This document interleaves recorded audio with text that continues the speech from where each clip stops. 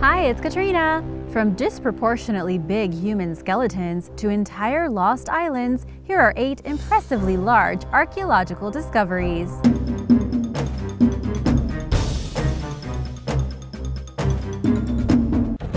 Number 8. Chichen Itza. This 4-square-mile complex of ancient Maya ruins is located on the eastern side of Mexico's Yucatan Peninsula. Throughout Chichen Itza's 1,000-year history, the pre-Hispanic city and sacred site became one of the region's major Mayan centers. Various manuscripts have dated the settlement's beginnings to somewhere between 415 and 455 AD. The sacred site has been linked to the 10th century southbound migration of Toltec warriors from the Mexican plateau. Chichen Itza, if you're going to use the accents, was taken by Kukulkan, the king of Tula, between 967 AD and 987 AD.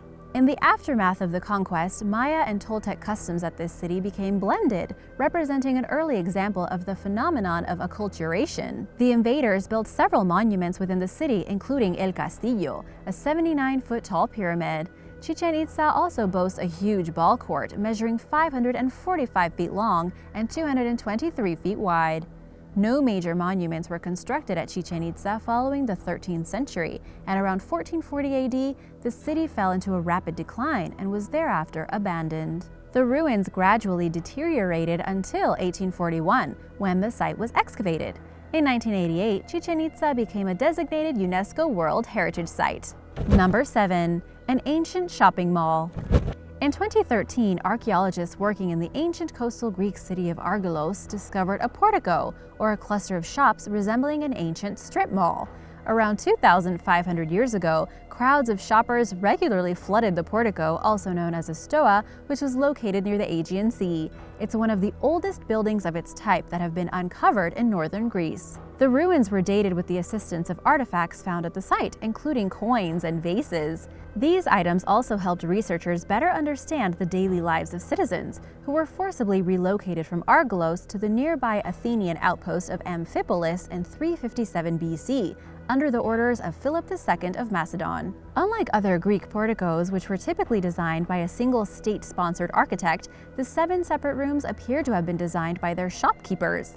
Therefore, the 130-foot shopping center featured a variety of unique architectural styles. These custom-designed shops indicated to the archaeologists that the building was most likely privately owned, rather than the property of the government. Archaeologist Jacques Perrault of the University of Montreal, who was co-director of the excavation at Argilos, explained that this discovery was also unique due to its age, which was traced back to approximately 655 BC.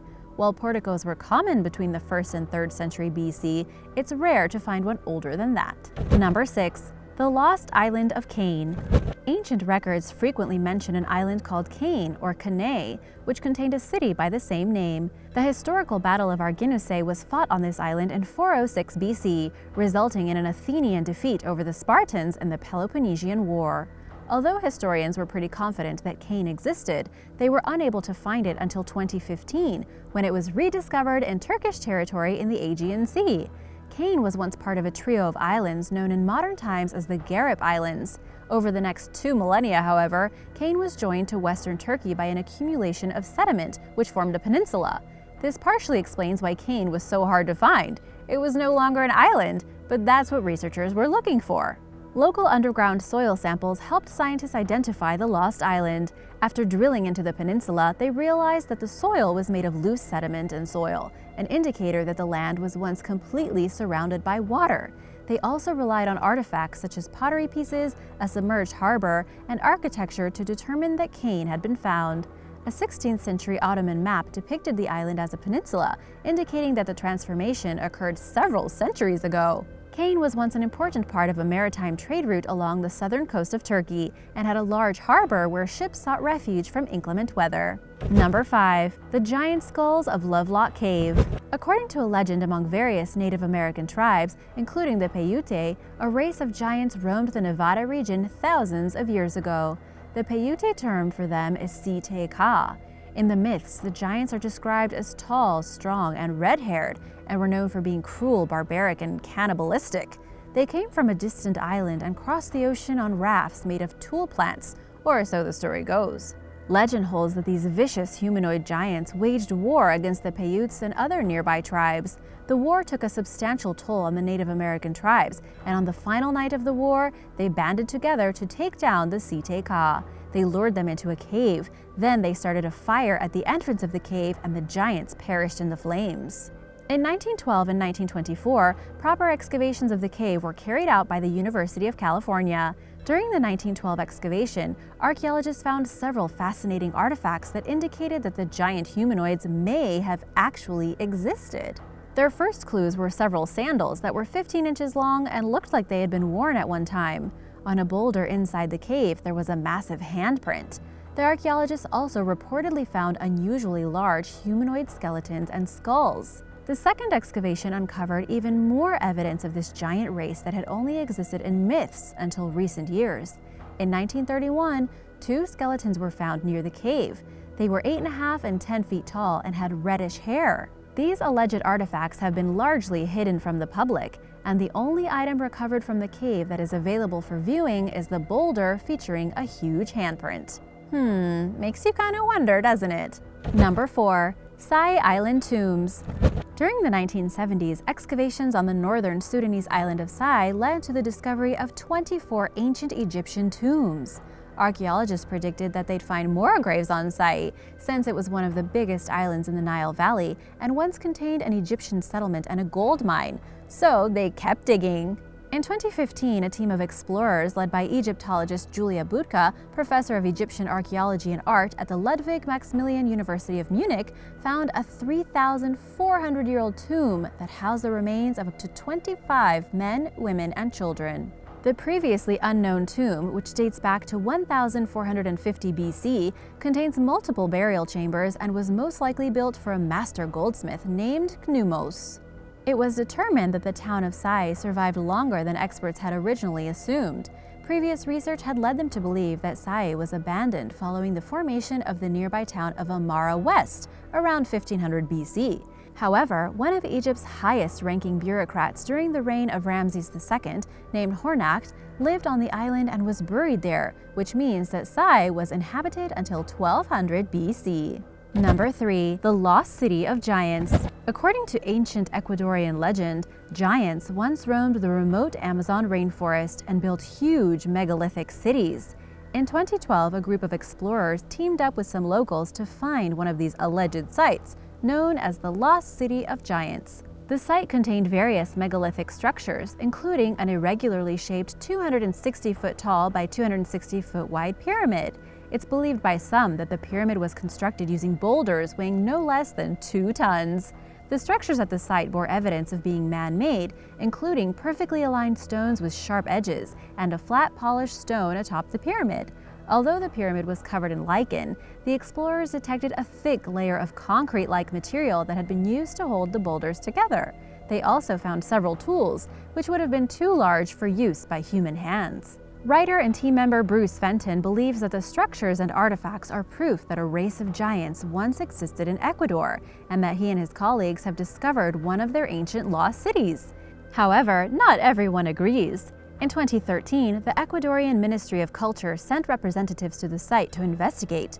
Their opinion was that the pyramid-like formation was formed naturally and was not man-made. Most mainstream scholars agree. Fenton and his team don't care what the government or what academics say, and they cling steadfastly to their belief that they found the ruins of a once thriving metropolis that was occupied by humanoid giants. What do you think? Let me know in the comments. Number 2. Cliff Palace. This 150-room cliff dwelling was built around 900 years ago by a Native American Pueblo tribe called the Anasazi.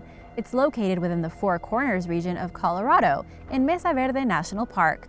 Some archaeologists believe that Cliff Palace was a sort of social center for the Anasazi, but it was most likely an apartment building.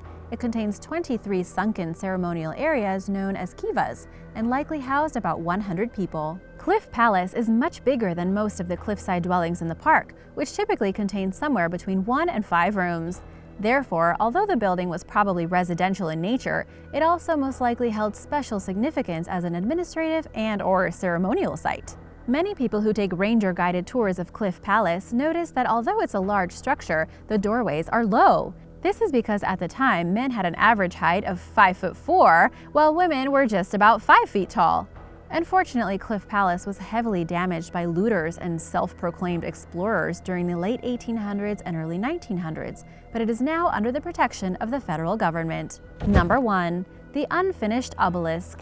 In the northern region of the stone quarries of ancient Egypt and Aswan, about 500 miles north of Cairo, you'll find the largest ever ancient obelisk, known simply and appropriately as the Unfinished Obelisk. An obelisk is a four-sided tapered monument that was typically placed at the entrance of a temple. These structures are considered trademarks of ancient Egyptian innovativeness and engineering, and several civilizations, including the Romans, admired them so much they built their own. Originally ordered by Hatshepsut, the female pharaoh, sometime between 1508 and 1458 BC, the Unfinished Obelisk is nearly 1/3 larger than any other ancient Egyptian obelisk ever erected. It would have been 137 feet tall and weighed 1,200 tons, or the equivalent of roughly 200 African elephants, if it had ever been completed. The obelisk was carved out of bedrock, and when a large crack appeared in the granite during the process of separating it from the stone, the project was abandoned. Although the stonemasons who built the structure were probably disappointed when it cracked, its incomplete nature has provided researchers with valuable insight about how the ancient Egyptians quarried granite. To remove the obelisk from the bedrock, the workers would have used a technique that was common in the ancient world by making small cavities along the base and filling them with wet wood, which would expand and cause the granite to loosen and detach.